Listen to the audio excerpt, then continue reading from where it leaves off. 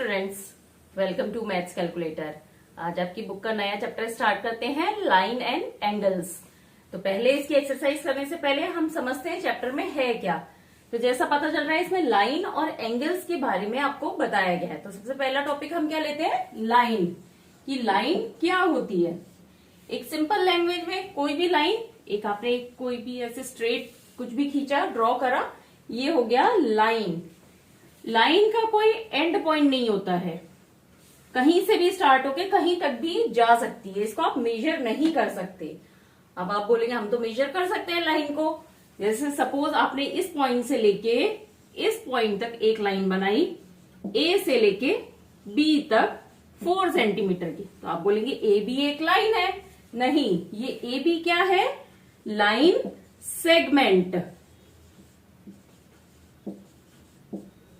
Line segment एक line का segment है, एक पार्ट है ए बी, जिसको कि हम मेजर कर सकते हैं। लाइन तो इनफाइनाइट होती है, तो इसका मतलब ये एरो लगाया मतलब कोई एंड नहीं है, एंडलेस।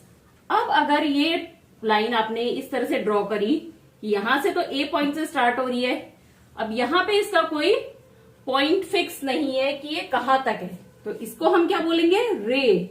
मतलब रे में एक पॉइंट तो स्टार्टिंग पॉइंट फिक्स होता है और एंड पॉइंट फिक्स नहीं होता है, तो उस लाइन को हम रे बोलेंगे। अब नेक्स्ट है एंगल।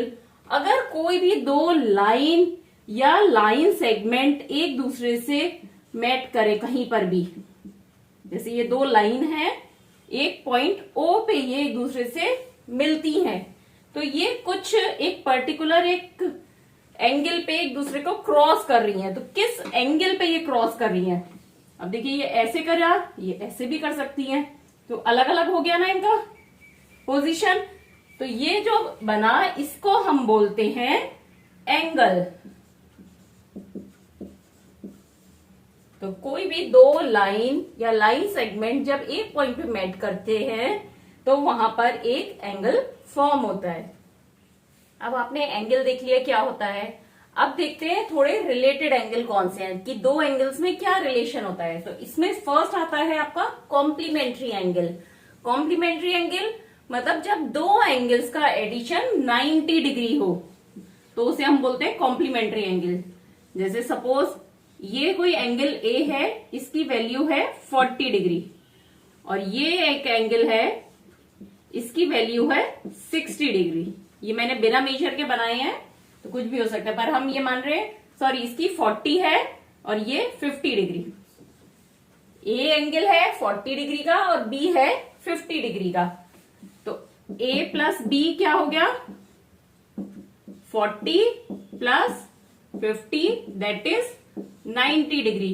तो दैट मीन्स ए और बी दोनों कॉम्प्लीमेंट्री एंगल हैं और ए और बी एक दूसरे को कॉम्प्लीमेंट करते हैं।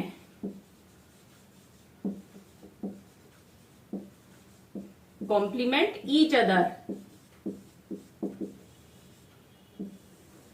अब नेक्स्ट होता है इसी तरह सप्लीमेंट्री एंगल।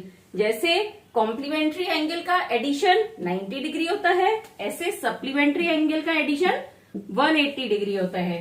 अब यहाँ पे अगर एक एंगल का मेजर है 100 डिग्री सपोज ए एंगल का, और बी एंगल का मेजर है 80 डिग्री, तो यहाँ पे ए प्लस बी क्या हुआ, 100 plus 80 equal to 180 degree. That means A और बी सप्लीमेंट ईच अदर।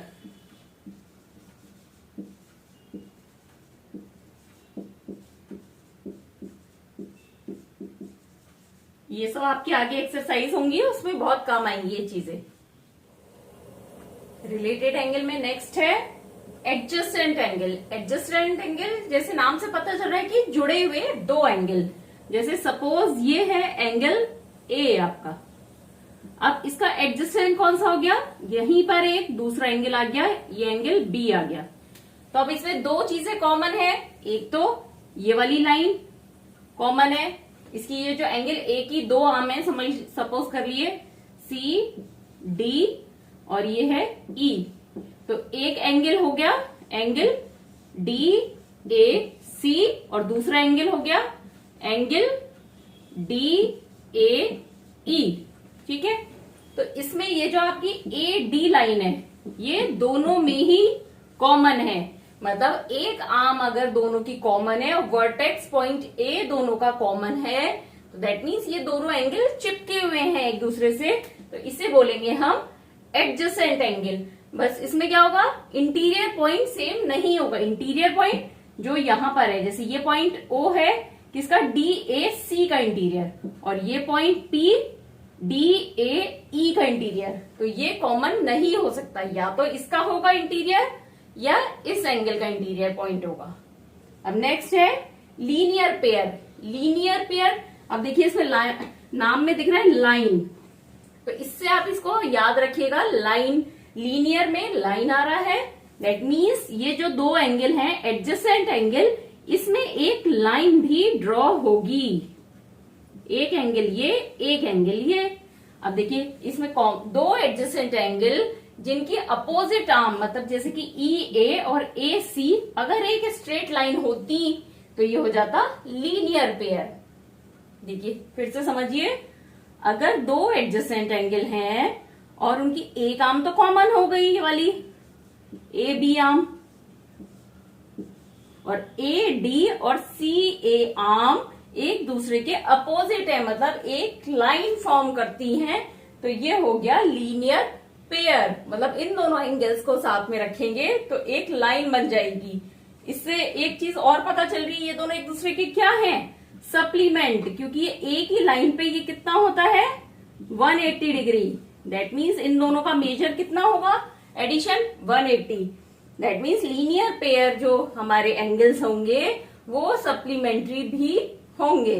अब रिलेटेड एंगल में हमारा लास्ट कौन सा आता है, वर्टिकली अपोजिट एंगल। मतलब अगर दो लाइन सेगमेंट या लाइन एक दूसरे को क्रॉस कर रही हैं तो जो दो ऐसे ये एंगल्स बन रहे हैं ये दोनों वर्टिकली अपोजिट एंगल है, एक दूसरे के ऊपर है। अभी ये वर्टिकली अपोजिट ये भी हो सकते हैं और ये वाले भी हो सकते हैं, और इसमें क्या है, ये दोनों एंगल हमेशा सेम होंगे। अब आपने ये बहुत सारा देखा होगा, जैसे कोई टेबल है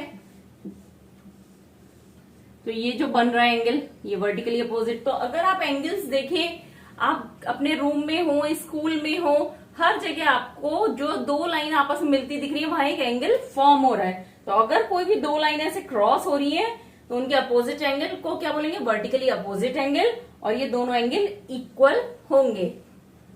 अब एंगल्स के बाद हम पढ़ते हैं पेयर्स ऑफ लाइन।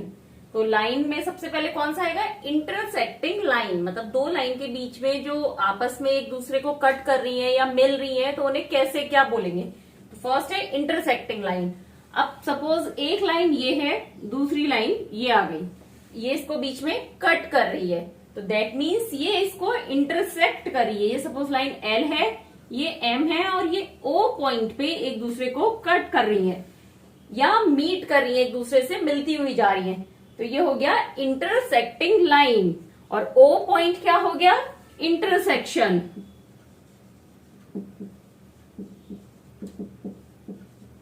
अब नेक्स्ट है ट्रांसवर्सल। जैसे इंटरसेक्शन में कोई लाइन दूसरी लाइन को कट कर रही है, सिमिलरली ट्रांसवर्सल में अगर कोई लाइन दो लाइंस को किसी डिस्टेंस पॉइंट पे कट कर रही है, जैसे सपोज एक लाइन ये है, दूसरी ये, अब तीसरी लाइन ऐसे ये कट कर दी, तो ये क्या हो गया, ट्रांसवर्सल हो गई, क्योंकि दो लाइन को एक पहले इसको कट करा, फिर थोड़ा आगे चल के दूसरी लाइन को कट करा, तो ये हो गया ट्रांसवर्सल। लेकिन अगर सपोज एक लाइन ये है, एक लाइन ये है, अब तीसरी लाइन ये आ गई, तो क्या हम इसे ट्रांसवर्सल बोलेंगे। जैसे सपोज ये एल लाइन है, ये एम लाइन है और ये एन लाइन है, तो एन ने एल और एम को इंटरसेक्ट तो करा है, कट तो करा है, बट ये ट्रांसवर्सल नहीं होगी क्योंकि इसने एल और ओ एम दोनों को ही ओ पॉइंट पर कट कर रहा है। एन यहां से आई, एल ये, तो ओ पे कट हो गई, एन और एम कहा मिल रही है, ओ पे, तो ये इंटरसेक्शन का होगा एग्जाम्पल, बट ट्रांसवर्सल का नहीं होगा क्योंकि ये एक ही पॉइंट पे दो लाइंस को कट करिए। ट्रांसवर्सल कब होगा, जब थोड़े डिस्टेंस के बाद दूसरी लाइन को कट करें। तो अभी आपने पढ़ा था ट्रांसवर्सल एंगल। अब उसमें देखते हैं जो एंगल्स बन रहे हैं, जब दो लाइन को कोई एक लाइन कट कर रही है तो बहुत सारे एंगल्स बनेंगे, तो उनमें क्या रिलेशन है। जैसे ये एक लाइन ये है, एक लाइन ये, और इसने कट किया, ये सपोज है लाइन एम, एल एम, और ये एन लाइन। तो देखिए एन लाइन ने जब एल को कट करा तो कौन कौन से एंगल बने, एक ये, एक ये, एक ये, एक ये, 4 बने। हम इनको नंबरिंग दे देते हैं 1 2 3 4। अब जब एन ने एम को कट करा तो कौन से बने, इसको भी नाम दे देते हैं 5 6 7 8। अब ये 8 एंगल्स बने जब एक ट्रांसवर्सल लाइन ने दो लाइंस को कट करा।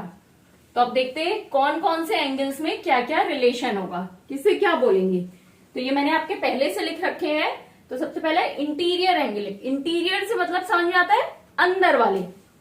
तो यहां अंदर वाले कौन से एंगल है, देखिए पता चल रहा है ना, ये दोनों बाहर हैं, इधर ये दोनों बाहर है, ये चारों 3 4 5 6 अंदर की तरफ है। इस फिगर में, क्लोज्ड फिगर में क्लोज्ड है अंदर की तरफ। तो ये 3 4 5 6 ये इंटीरियर एंगल हो गए। एंगल 3, एंगल 4, एंगल 5 और एंगल 6 कौन से हो गए, इंटीरियर एंगल। अब जैसे ये इंटीरियर हुए तो बाहर की तरफ वाले एक्सटीरियर, 1 2 7 8। तो एंगल 1, एंगल 2, एंगल 7 और एंगल 8 क्या हो गए, एक्सटीरियर एंगल हो गए। अब नेक्स्ट है pair of alternate interior angle. अब देखिए अब पेयर्स बनाते हैं हम। तो यहां पर ये 3 4 5 6 इंटीरियर एंगल है, तो ऑल्टरनेट कौन से हो गए, एक इसका लिया, जब पेयर बना रहे हैं तो एक एंगल इसका लेंगे इस लाइन का और एक एंगल इस लाइन का। तो ऑल्टरनेट मतलब ये राइट साइड में 4 है, लेफ्ट साइड में 5। तो 4 और 5 आपस में क्या हो गए, ऑल्टरनेट एंगल हो गए। एंगल 4 एंड एंगल 5 क्या हो गए, pair of alternate interior angle. इसी तरह से एक पेयर क्या बनेगा, 3 और 6 का बनेगा। एंगल 3 एंड एंगल 6 क्या होगा, pair of alternate interior angle. मतलब ये दोनों अलग अलग लाइन पर हैं और एक राइट में है एक लेफ्ट में है, ऑल्टरनेट साइड पर है।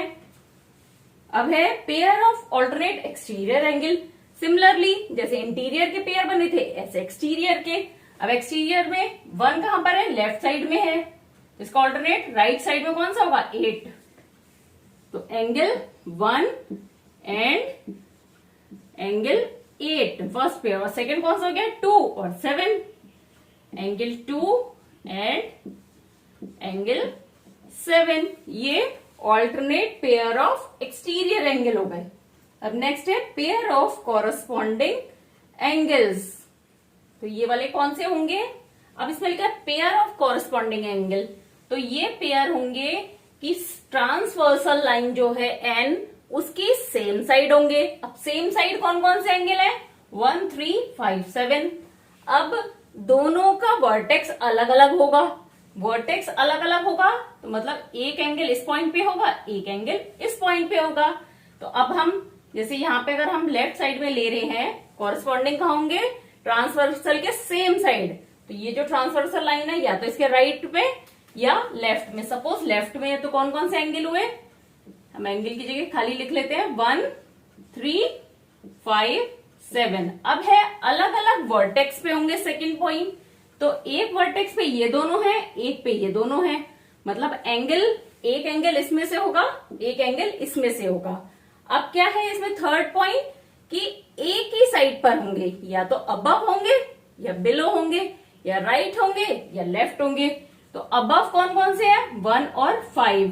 तो इसमें कौन से हो गए पेयर, एंगल 1 एंड एंगल 5। और बिलो में कौन से हो गए, 3 और 7। Angle 3 and angle 7। ये तो इस साइड के हो गए, राइट लेफ्ट साइड के। अब राइट साइड में कौन से हुए, 2 और 6। दूसरा पेयर 4 और 8। एंगल 2 एंड एंगल 6 और एंगल 4 एंड एंगल 8। ये क्या हो गए, pair of corresponding angle. Corresponding angle में तीन चीजें, वर्टेक्स अलग अलग होगा, ट्रांसवर्सल के सेम साइड होंगे, और जो ट्रांसवर्सल जिन लाइंस को कर रहे हैं उनके अबव होंगे या बिलो होंगे। अब next, pair of interior angle on the same side of transversal. अब ट्रांसवर्सल लाइन के सेम साइड पे पेयर इंटीरियर एंगल का। अब ये इंटीरियर एंगल है 3, 4, 5, 6, ट्रांसवर्सल की सेम साइड पर लिखा है ना, सेम साइड ऑफ ट्रांसवर्सल। तो ट्रांसवर्सल की सेम साइड पे कौन से हैं, ये दोनों। तो ये क्या हो गए, एंगल 3 एंड एंगल 5, और नेक्स्ट पेयर हुआ एंगल 4 एंड एंगल 6। तो ये कौन से हो गए, pair of interior angle on the same side of transversal. तो अभी आप देख रहे थे सिंपल ट्रांसवर्सल लाइन जो दो लाइंस को कट कर रही है। अब है parallel lines, transversal of parallel lines. तो पैरेलल लाइंस क्या होती हैं, कोई भी दो लाइन जो हमेशा इक्वल डिस्टेंस पे रन कर रही हैं, मतलब इनका डिस्टेंस यहां से यहां पर और इधर से यहां सब जगह सेम होगा। अब जब सेम होगा तो ये कभी भी इंटरसेक्ट नहीं करेंगी, तो this is called parallel lines. तो अब यहां पर है ट्रांसवर्सल ऑफ पैरेलल लाइंस। तो सपोज ये लाइन है L, ये है M, और ये लाइन N इसे कट कर रही है, ट्रांसवर्सल कर रही है N लाइन। तो अब इसमें हम देखते हैं कौन कौन से एंगल्स जो बने थे हमारे, उनमें क्या रिलेशन होता है। तो जैसे हमारा था कॉरेस्पॉन्डिंग एंगल, तो कॉरेस्पॉन्डिंग एंगल मतलब एक ही साइड में दो एंगल्स जो थे। तो ये है हमारे कॉरेस्पॉन्डिंग एंगल ट्रांसवर्सल के सेम साइड में, या तो अब ऊपर की तरफ या नीचे की तरफ ये है, या ये दोनों हमारे कॉरेस्पॉन्डिंग एंगल है। तो ये क्या होंगे, इक्वल होंगे। अगर पैरेलल लाइंस हैं तो ये इक्वल है, मतलब एंगल 1 जो है यहाँ पे, ये है एंगल 2, इसको 3 मानते हैं, इसको 4, ये 5, 6, 7, 8। तो एंगल 1 इक्वल टू एंगल 5। अब नेक्स्ट है ऑल्टरनेट एंगल। ऑल्टरनेट एंगल क्या थे हमारे, जैसे एक्सटीरियर ऑल्टरनेट था, 1 का ऑल्टरनेट कौन सा हो गया, 8, 2 का ऑल्टरनेट 7, 3 का ऑल्टरनेट 6, 4 का 5। इंटीरियर भी हो सकते हैं ऑल्टरनेट और एक्सटीरियर भी हो सकते हैं। अब हमारा क्या होगा यहाँ पे, जैसे सपोज हम 1 ले रहे हैं तो इसका ऑल्टरनेट 8, तो ये दोनों भी इक्वल होंगे। और ऐसे ही ये 3 है तो इसका ऑल्टरनेट 6। तो अगर सपोज जो 3 है ये हमारा 45 डिग्री है तो 6 भी 45 डिग्री होगा। That means alternate angles are equal if the lines are parallel. अब नेक्स्ट है interior angles on the same side of transversal. अब इसमें कौन कौन से हैं interior angle, angle 3 and angle 5, ये सेम साइड ऑफ ट्रांसवर्सल है इंटीरियर एंगल। अब जैसे आप सबका देखते जा रहे इक्वल, बट ये इक्वल नहीं होंगे, ये क्या होंगे, सप्लीमेंट्री एंगल होंगे। दैट मीन्स इनका एडिशन कितना होगा, एंगल 3 और एंगल 5 का 180 degree. Angle 3 plus angle 5 equal to 180 degree, because L and M is parallel lines. तो ये हमारा पूरा हो गया। कुछ भी डाउट है तो मुझसे जरूर पूछिए, हम आगे एक्सरसाइज करेंगे, उसमें आपकी सारी चीजें और क्लियर हो जाएंगी। अब इसमें एक पॉइंट आपका आगे और दिया है, चेकिंग ऑफ पैरेलल लाइंस। तो कैसे चेक करेंगे, अगर ये तीनों पॉइंट्स आपके फुलफिल हो रहे हैं दैट मीन्स लाइन पैरेलल है। देखिए अगर लाइन पैरेलल है तो कोरस्पॉन्डिंग एंगल और ऑल्टरनेट एंगल इक्वल होंगे, और interior angle of same side transversal जो है वो सप्लीमेंट्री एंगल होंगे। तो अगर किसी भी दो लाइंस के ऑल्टरनेट एंगल अगर ट्रांसवर्सल के, उसको कोई लाइन ट्रांसवर्सल कर रही है तो उसके अगर इंटीरियर जो है एंगल वो सप्लीमेंट्री एंगल है 3 और 5, दैट मीन्स L और M दोनों पैरेलल लाइन है, या ऑल्टरनेट एंगल और कॉरस्पॉन्डिंग एंगल इक्वल है तो भी वो एक दूसरे की पैरेलल है, मतलब पैरेलल है। तो ये कंडीशन फुलफिल होगी, और इसका अपोजिट अगर ये कंडीशन फुलफिल हो रही है that means line automatically parallel होंगी।